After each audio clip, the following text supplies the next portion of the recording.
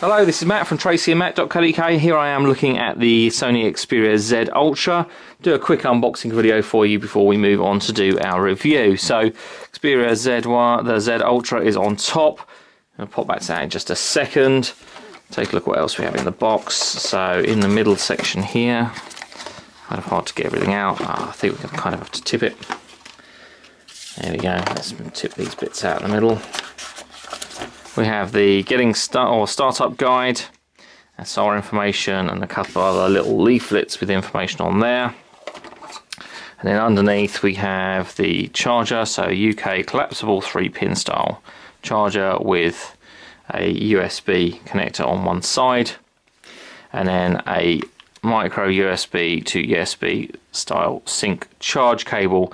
Nothing else. There's no headset, certainly not within our review unit.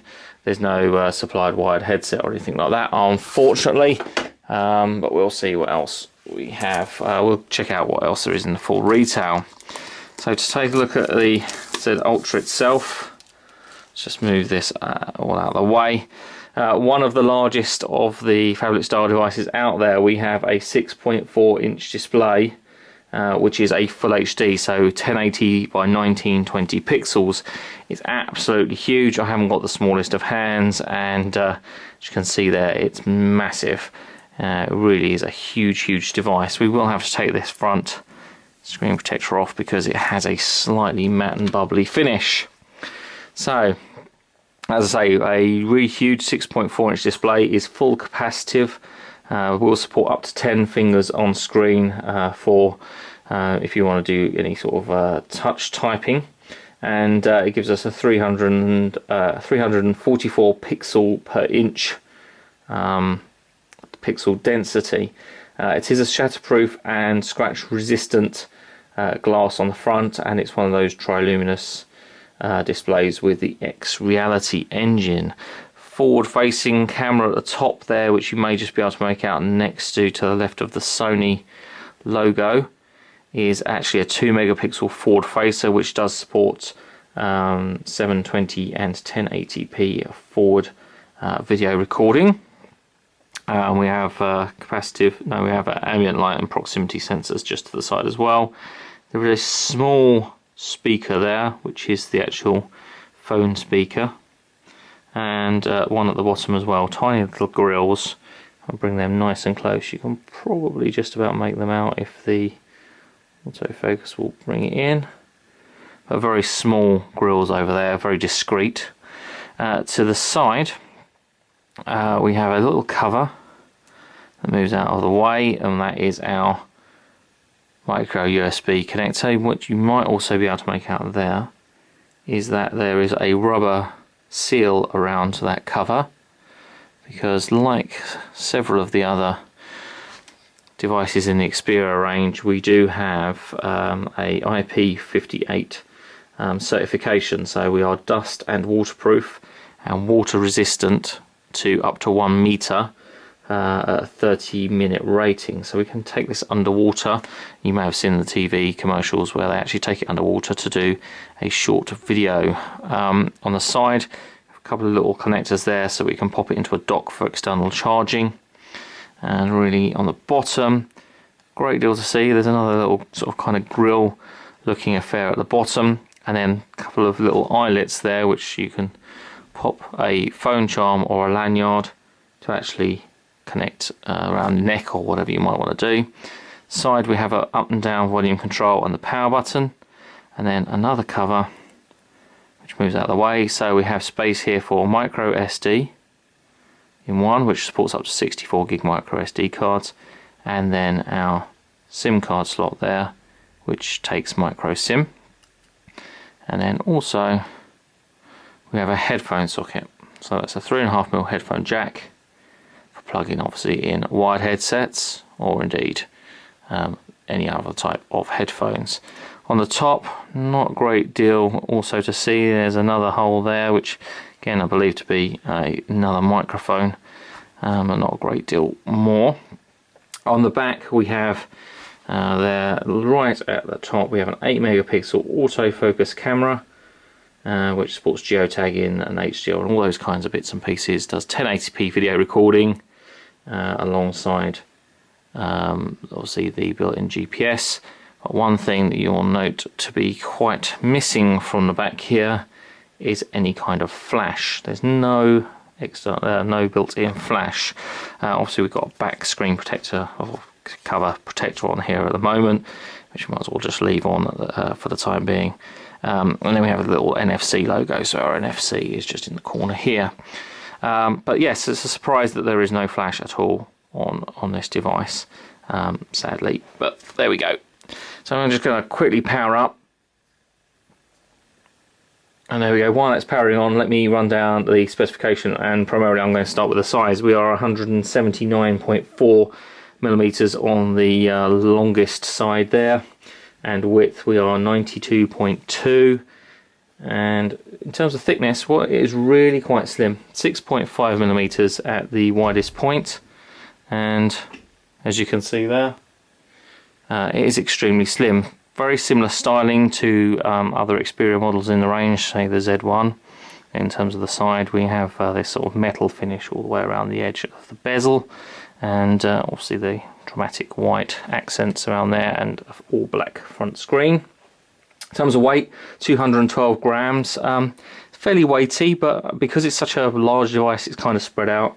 It doesn't feel quite so heavy as the specs themselves may suggest. We've got 16 gig of internal memory and 2 gigabytes of built-in RAM. And in terms of the processor, we have a quad-core 2.2 gigahertz Intel Snapdragon 800 processor, and built-in FM radio with RDS. We have Wi-Fi supporting 802.11b GNN standards. Also AC dual band, Wi-Fi direct and DLNA, Wi-Fi hotspot modes, Bluetooth 4.0 with A2DP. We've already mentioned the NFC on the back there, and the fact that we're obviously waterproof, so you can shoot photos underwater. There we go. I think that's kind of covered the basics. So we'll swipe up to unlock. We'll quickly go through the startup here and nip through as much as possible all of the configuration. And it really is a large device. I mean, that's kind of obvious, but the screen is quite glorious. We swipe down the top. Let's whack the brightness right up for the sake of just actually completing the tour around. So we have Google search with the voice bit in the middle. We have a time, which is tiny in the middle really. Walkman, album, movies and PlayStation stuff. Swiping around, we have media, and then we just turn that up. That's, where's the volume control here?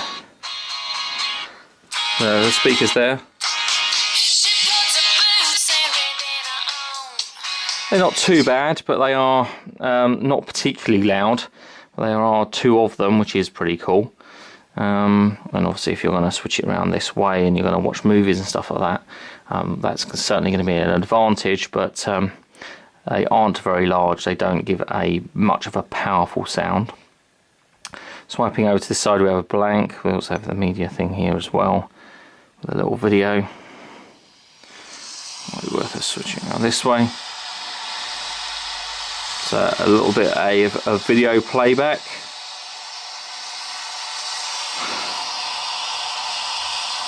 We swipe, and I can't swipe to the next thing.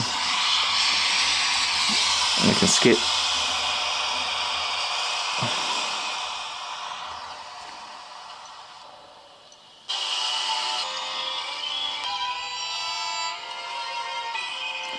There we go, and that gives you an idea of what the video playback is like. It is a really quite gorgeous display, and it's nice to have a large display such as this on a device. I mean, it's not going to appeal to everybody to have such a large device, but for those people that want a device that's capable of doing a bit of web browsing, or being very good at web browsing and media and that kind of stuff, and don't want to carry 2 devices and also carry a phone, so it gives an option.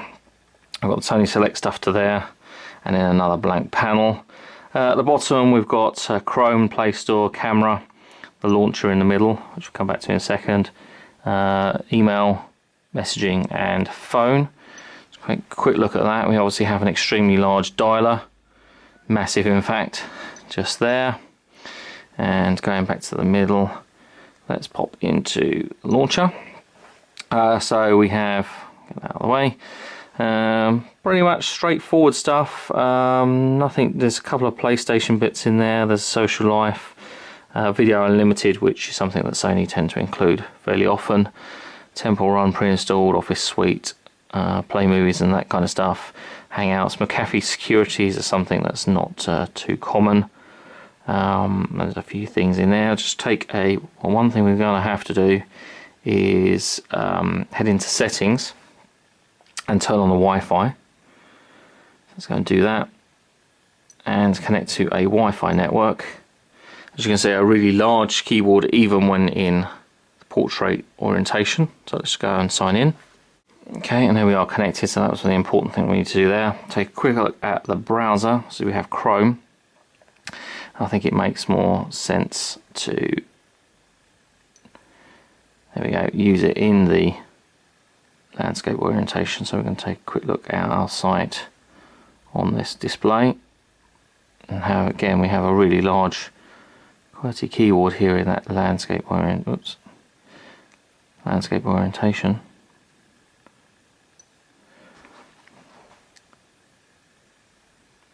There we go, loading pretty quickly, but we are using broadband and obviously Wi-Fi.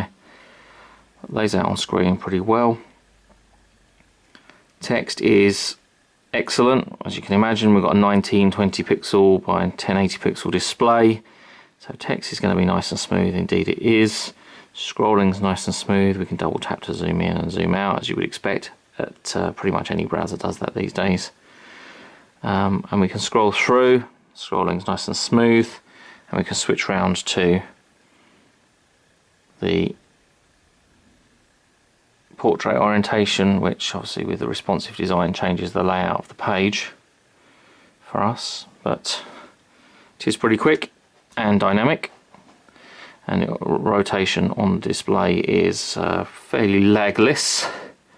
So come back out of here, go into the side, and one thing you'll notice that is not too common amongst the Android phones certainly is that the interface itself does rotate to work in the landscape orientation. Most, not all, but most Android devices, with the exception of genuine tablets, do not have a home screen that works in the landscape orientation. Of course, we can pull down at the top. We've got information, so we've got sound, Bluetooth, Wi-Fi, the brightness that we've already put up to maximum, and settings menu. We've got important information on Google Play Store updates and that kind of stuff, and notifications over, obviously were shown over the other side, but obviously it's one thing to pull down. So one thing I also want to do is go and take a look, pop over to the Play Store and sign into an existing account very quickly. So we quickly sign in. I don't want to bother to back up. I'll do a quick search. So obviously what we want to do is take a quick benchmark with their old favourite Quadrant. I know there are others out there, but we've been using Quadrant for a while, so I think it just does give us a relative performance measure. We know what obviously the benefits and the weaknesses are of it, but for consistency's sake, we're going to pull down Quadrant, which is obviously downloading just as we speak. Got notifications in the corner. It's telling us about a missing component and 15 other updates, which we aren't going to pull down just for now. We will only download Quadrant.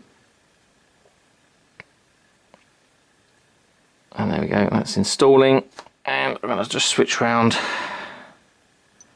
to portrait and let's run a full benchmark. So I wouldn't expect this to take too long to run through. It should be quite a good performance thrown in here by the Z Ultra. Indeed, it's looking good so far.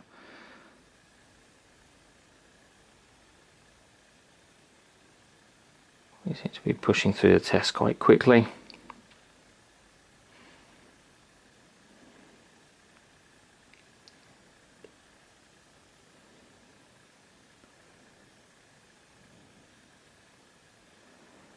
And on the last test already,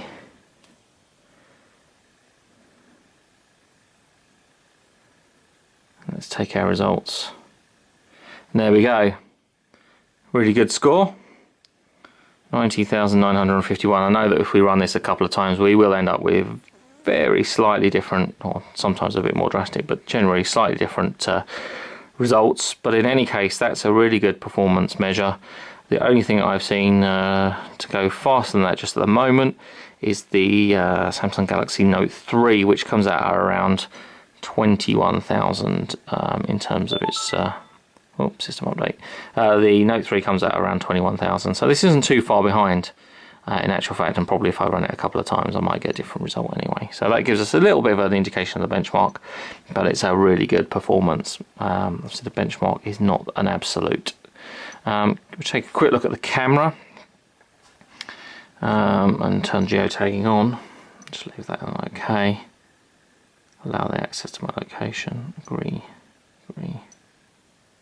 Back. Okay.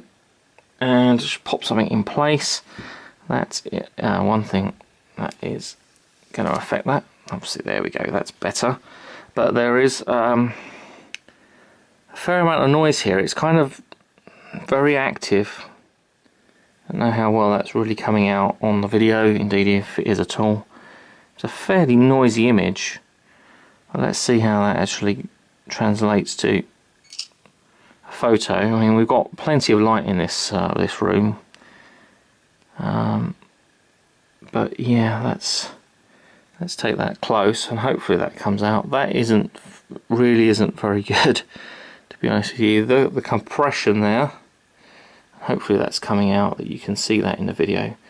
The compression artifacts there are really bad, and I don't know why so many handset manufacturers insist on such a high compression of stored images in terms of the JPEG compression, because it kills what is otherwise probably quite good photo.